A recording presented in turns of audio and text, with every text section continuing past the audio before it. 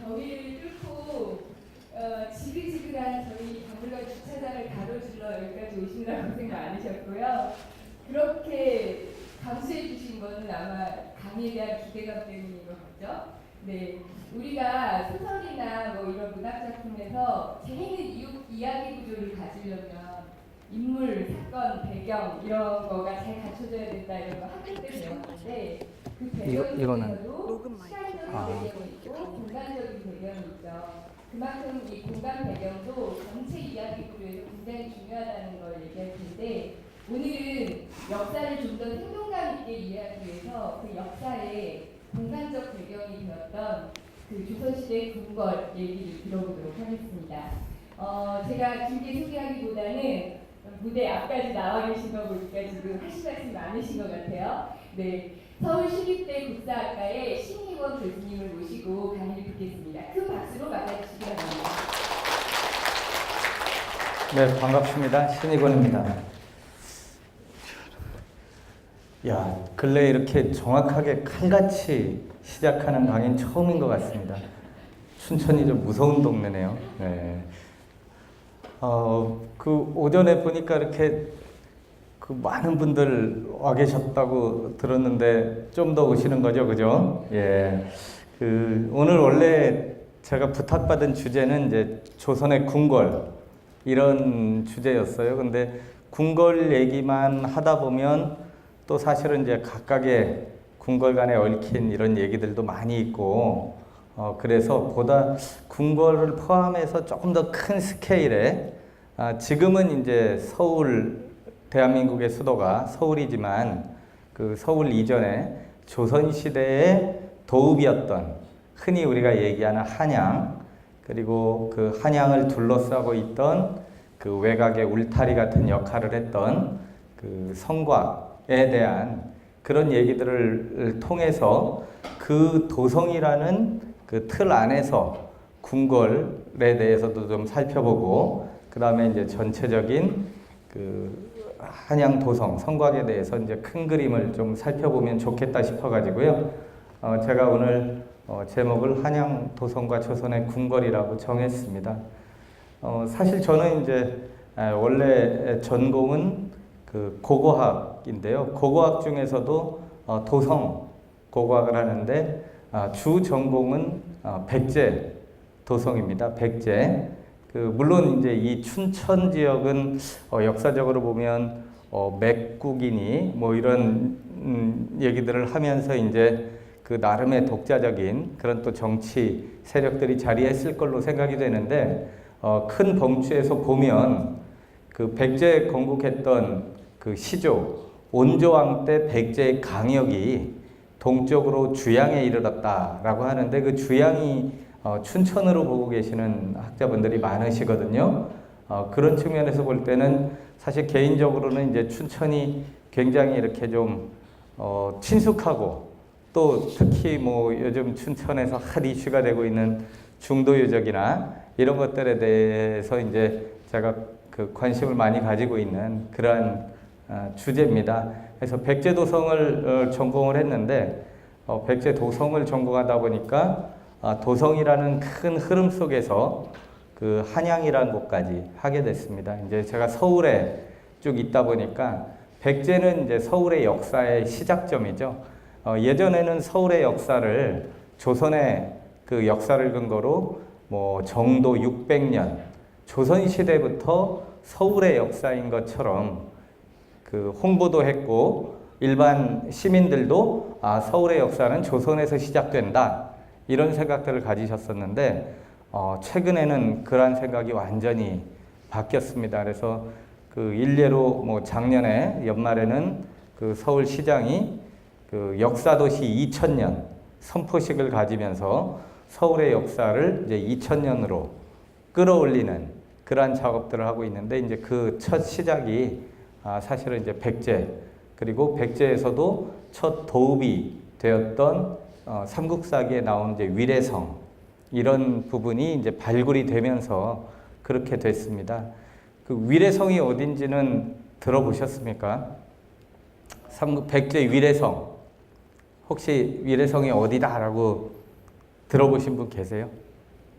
네, 요즘은 그 국사 교과서에 그 첫 도읍, 백제의 첫 도읍이었던 위례성이 이제 국사 교과서에도 실렸어요. 예전에는 위례성이 어딘지 몰랐습니다. 그래서 교과서에서도 그걸 다루지 않았었는데 지금은 이제 교과서에서 각종 교과서에 다 위례성으로 이제 올라가 있는 그 유적이 이제 지금 송파에 있는 그 풍납동에 있는 풍납터성이라고 이제 교과서에 돼 있는데요. 제가 개인적으로 저는 지금 이제 서울시립대학교에 근무를 하고 있는데 학교로 옮긴 건 몇 년 되지 않았습니다. 3년 됐습니다. 2014년에 그 대학으로 옮기게 됐는데 그 전까지는 1995년부터 20년간은 이제 문화재연구소에서 직접 이렇게 발굴을 했던 사람입니다. 그래서 제가 이제 그 97년에 그 발굴을 맡았던 유적이 바로 그 위례성이라고 하는 풍납토성입니다. 그래서 개인적으로 그걸 연구해 가지고 고고학적으로 봤을 때 그것이 이제 위례성이다라고 이제 주장을 했었고 다행히 그게 지금은 이제 학계에서도 위례성이라고 인정이 되면서 도성을 공부하게 됐는데요. 그러한 도성을 공부하는 과정에서 이제 서울 쪽 유적을 전공하다 보니까 풍납토성 외에 그 궁궐이나 뭐 한양도성 관련된 작업들도 하게 됐는데요. 오늘 그림에도 조금 이따 나오겠지만 경복궁, 조선의 전궁인 경복궁 발굴도 했었고 그 중에서 이제 광화문하고 한양도성의 남문인 숭례문 그런 발굴들을 이제 제가 직접 했던 발굴입니다. 그래서 오늘은 그러한 그 궁궐이나 도성하고 관련된 그러한 역사 얘기를 좀 같이 해드리겠습니다. 먼저 조금 개념을 한두 가지 개념만 좀 알고 지나가면 좋을 것 같아서 제가 이제 좀 준비를 해봤는데요. 흔히 우리가 어떤 그 도시를 둘러싸고 있거나 아니면 산에 이렇게 방어용으로 쌓은 그러한 그 방어용의 유적들, 특별히 이렇게 흙이나 돌로 이렇게 쌓아 올린 구조물들을 성곽이라고 표현을 하는데요. 사실 이 성곽이라는 말은 한 단어는 아니고요. 성이라는 말과 곽이라는 말이 합쳐져 있는 그러한 단어입니다.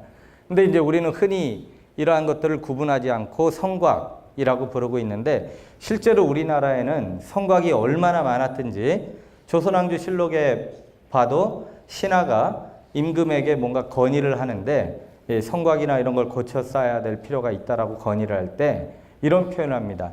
조선은 성곽의 나라이니 이러면서 정말 조선에 얼마나 많은 성곽이 있었는지 조선은 성곽의 나라이다라고 할 정도로 많은 그러한 성곽이 있었던 것 같은데요.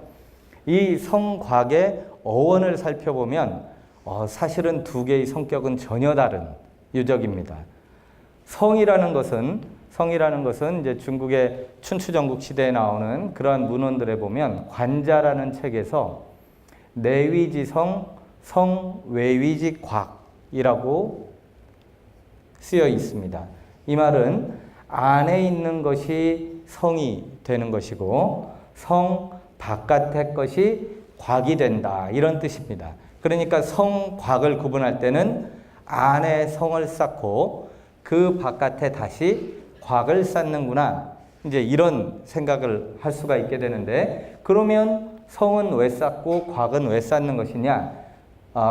동식이의 5월 춘추라는 책에 보면 축성 위군 조곽 이수민 차 성곽지 시야 이렇게 기록되어 있습니다. 이 얘기는 성을 쌓아서 임금을 호위하고 임금을 지키고 그 다음에 곽을 지어서 곽을 만들어서 백성을 지킨다 이렇게 되어 있어요. 성은 누구를 위해 쌓는 거라고요? 임금을 지키기 위해 임금을 보호하기 위해 쌓는 것이 성 그리고 그 성 바깥에 사는 백성들을 지키기 위해 만든 것이 곽 이다라고 명확하게 구분합니다. 이게 바로 성곽의 시작이다라고 하고 있죠. 그래서 오늘 저희가 같이 볼 그 한양도성 같으면 그 백성들이 사는 사대문을 뺑 둘러싸고 있는 그 성벽은 뭐가 되겠습니까? 바깥에 백성들이 사는 뺑 둘러싼 성벽, 이건 뭐가 되는 거죠? 곽. 그건 바로 곽입니다. 곽이 되는 것이고, 그 안에 임금들이 사는 임금이 사는 궁궐이 성입니다. 그래서 그 엄밀하게 얘기하면 우리는 경복궁, 창덕궁 이렇게 부르지만 그 정확한 이름을 불러라 그러면 경복궁성, 창덕궁성 이렇게 불러야 되는 것이 정확한 표현이죠. 이렇게 궁궐 이름에 성을 넣어서 부르는 아주 유명한 궁궐이 있죠. 세계적으로 가장 완전하게 남아있다라고 하는 북경의 무슨 성? 자금성. 북경의 자금성이 바로 이런 의미에서 그 개념을 정확하게 따서 부르는 이름이에요. 자금성이야말로 임금이 살던 그런 곳이죠. 그래서 거기는 자금궁이라고 부르는 것이 아니라 자금성 이렇게 부르는 것이죠. 그러니까 우리도 사실은 이제 경복궁성, 창덕궁성 같은 그러한 궁성이 오늘날의 성의 어원이다. 그리고 그 바깥에 그 임금이 사는 그 도읍 외곽에 쌓여 있는 그러한 그 외곽성이 이제 엄밀하게는 곽성이 되는 겁니다. 그래서 그 오늘 보실 한양 도성 같은 경우는 사실 이제 그 도성이라는 말도 중의적인 뜻을 가지고 있는 말이에요.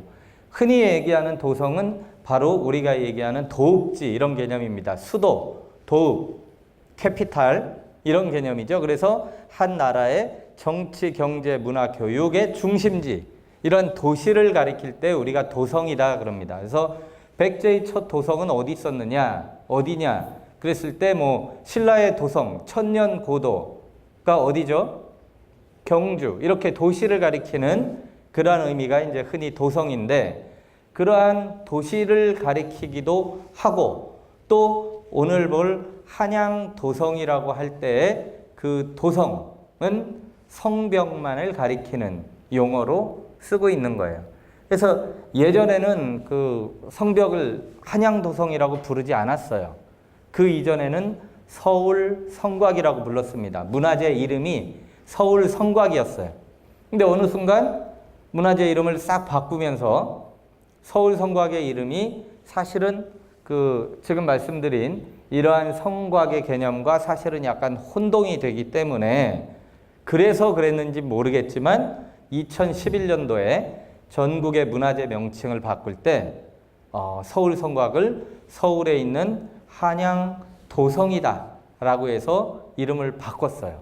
그래서 지금은 그 성곽, 서울 성곽의 이름이 한양 도성이 됐고 그럴 경우에는 성벽을 가리키지만 그 도성으로 둘러싸고 있는 도시 전체도 바로 한양 도성이 됩니다.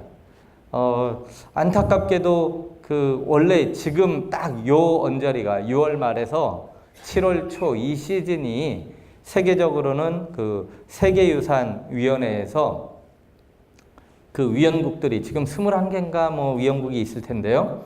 그 위원국들이 모여서 그 해에 등재되는 세계유산을 결정하는 그러한 주간입니다.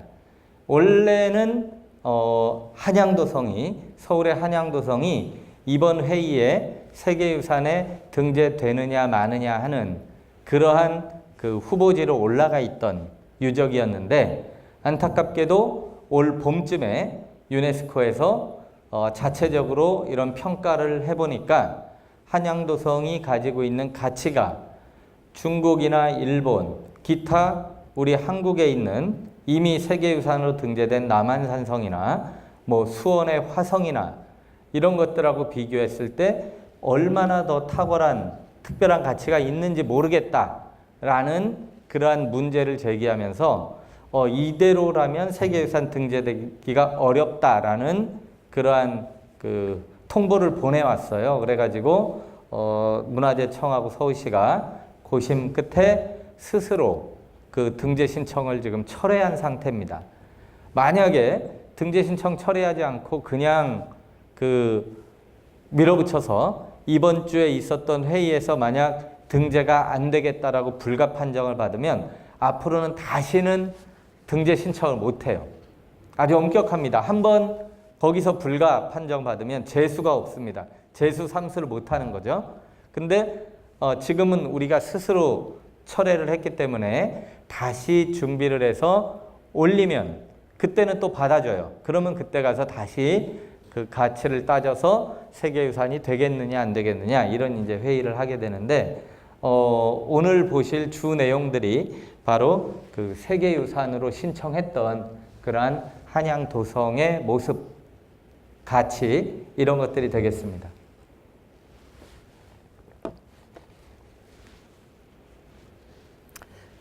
방금 제가 그 글로 표현했던 그러한 말씀을 그림으로 표현하면 이렇게 보일 겁니다. 이건 중국의 주나라의 예법을 기록했다라고 하는 책이 그 주례라는 책이 있습니다. 예기, 의례와 더불어서 아주 중요한 예법서인데요. 이 주나라 예법을 다룬 주례는 한 나라의 통치 전반을 다 다루고 있는데 그 중에서도 그 마지막 편인 고공기라는 편에 보면 소위 한 나라를 건설할 때 토목, 건설, 도성, 경영 이런 부분들을 다루고 있는 어떤 그 도성 건설의 매뉴얼 같은 책인데요. 이 매뉴얼 같은 책이 아직까지도 학계에서는 굉장히 바이블처럼 인용되고 있는 중요한 책입니다. 흔히 선생님들께서 들어보셨을 도성을 건설할 때는 좌묘우사를 따라야 한다. 왼쪽에 종묘를 두고 오른쪽에 사직을 둬야 한다. 이런 말들. 그 다음에 전조후시 앞에 조정을 두고 시장을 뒤에 두어라. 이런 얘기들이 다 사실은 이 주례 고공기에 쓰여 있는 그러한 내용들이에요. 근데 이 주례라는 책을 보니까 도성을 만들 때 가장 이상적인 그림은 네모 반듯한 이러한 도시입니다. 중국 같은 경우는 사실 이런 게 가능해요. 워낙 드넓은 평원을 가지고 있기 때문에 이러한 네모 반듯한 곳, 그 중에서도 이제 9구리, 사방을 구리로 만들어라. 각 방이 구리입니다. 그러니까 심리가 4km인가요? 그러니까 이제 4km가 조금 안 되는 그러한 크기로 네모나게 만들고 그 안에 궁궐을 두고 궁궐의 왼쪽에 종묘, 오른쪽에 사직을 두는 이러한 그림이 가장 이상적인 한 나라의 도성이다 라고 그리고 있고 그 도성은 각각 각 방에 3개씩 문을 둬서 12개의 문을 갖추도록 한 것이 가장 이상적이다 라고 했고 실제로 이 주례라는 책에 의해서 우리나라 삼국시대 부여, 경주, 일본의 나라에 있는 도시들 중국에 있는 도성들은 말할 것도 없지만 그러한 대부분의 동아시아 도성은 이러한 원리를 준용을 했습니다. 특히 조선 같은 경우는 조선을 건국했던 건국 이념이 유교였기 때문에 철저하게 이 주나라 예법을 따르려고 했어요.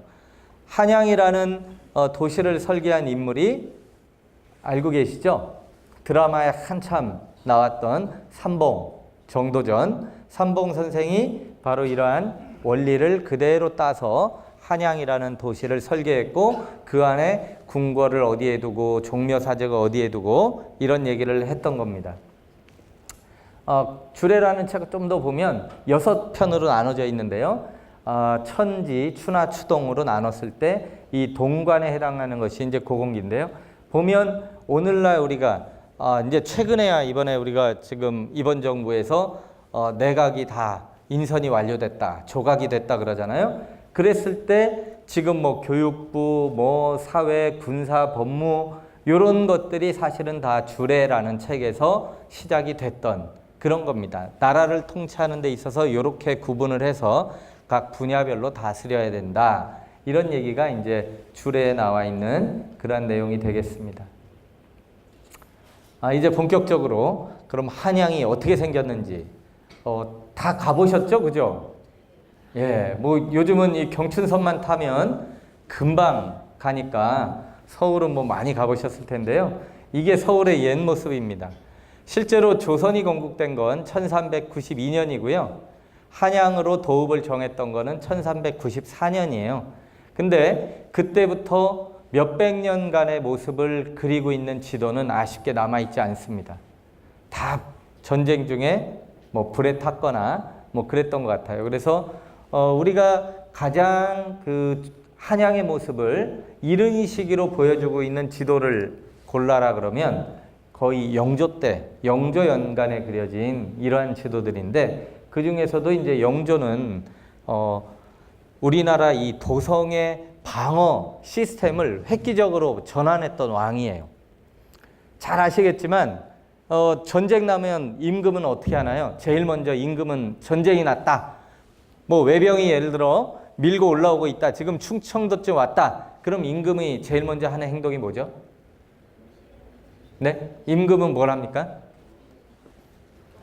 종묘 사직을 지켜야 된다면서 위패하고 그 위패 들고 피난 가는 거죠. 백성들은 죽고 도성이 함락되고 쑥대밭이 돼도 나는 살아서 나중에 다시 이 나라를 일으켜야 된다. 그래서 나는 살아야겠다 해가지고 피난을 가게 되는 거죠.